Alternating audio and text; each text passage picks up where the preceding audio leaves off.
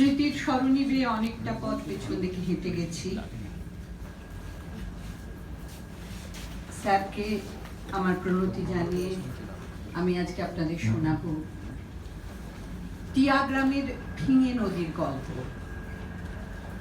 একটি দীর্ঘ রচনা অমরেন্দ্র চক্রবর্তী, কিন্তু সময়ের নিষেধাজ্ঞা আছে, তাই এটি সংক্ষেপায়ন করতে হয়েছে। শোনাচ্ছি টিয়া গ্রামের ফিঙে নদী। এই কাহিনী বলতে হবে ভাবিনি কখনো, বলতে বলতে বুক ফেটে যায়। সাহস করে শোনো। এপারে গ্রাম ওপারে গ্রাম, মধ্যে একটা নদী, পাহাড় থেকে বয়ে চলেছে সমুদ্র অবধি। নদীটা কিন্তু আসলে দু বোন, গঙ্গা ও পদ্মা। দেখতে চাও তো এখনই যাও লালগোলা খর্দা।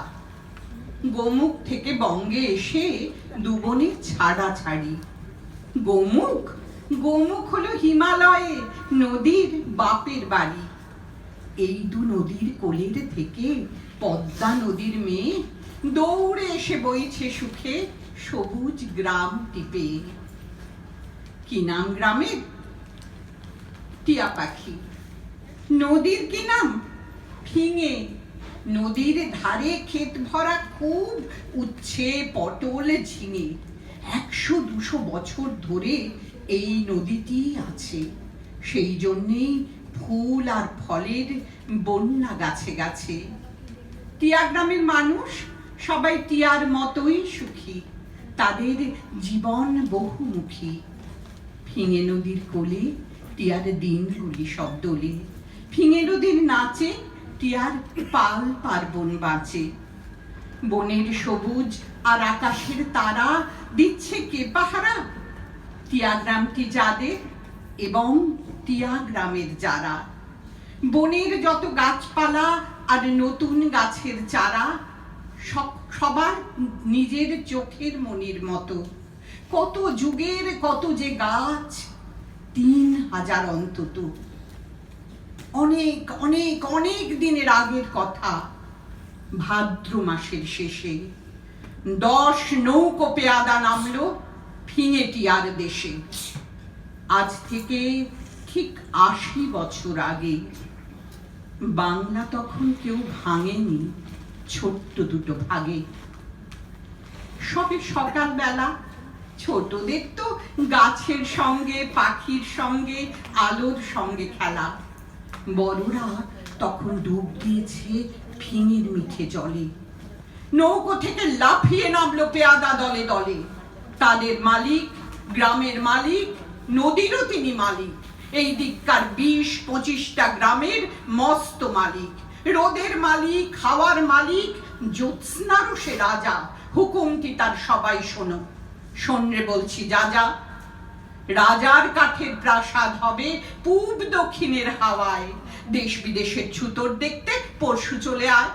রাজার ইচ্ছা, বুঝছিস তো? রাজাই সম্রাট। তেনার মতে কাঠের রাজা টিয়া গ্রামের কাঠ। এবারে শোন, মন দিয়ে শোন, দে সমস্ত মন। কাটতে হবে টিয়া পাখির বন। নৌকো বোঝাই করাত কুরুল আছে, ঝপ ঝপাঝপ লাগাতো বাপ গাছে।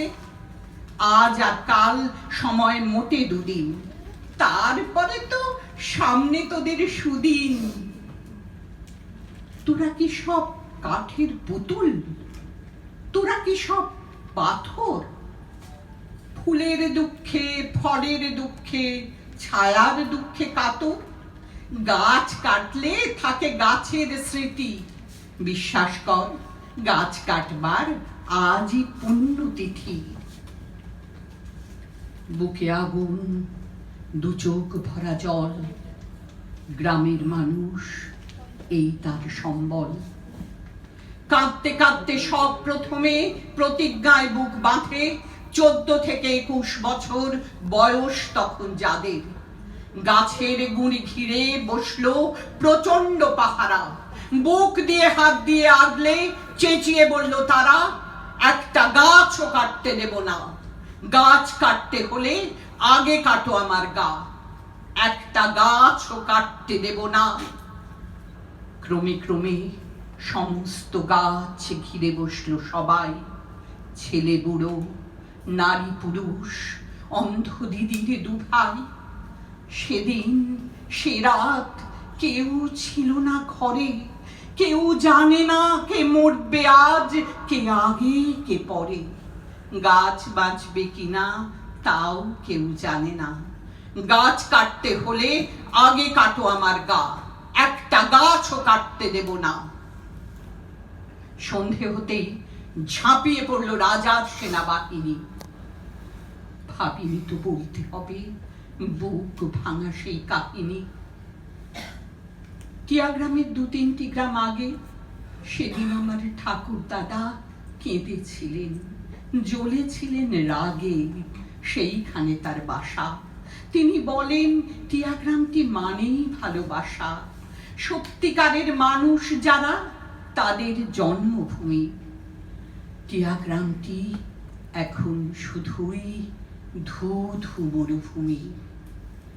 সেদিন গ্রামের কান্না এবং দারুণ হাহুতাশ ভরিয়ে দিয়েছিল 2-10 গ্রামেরও আকাশ।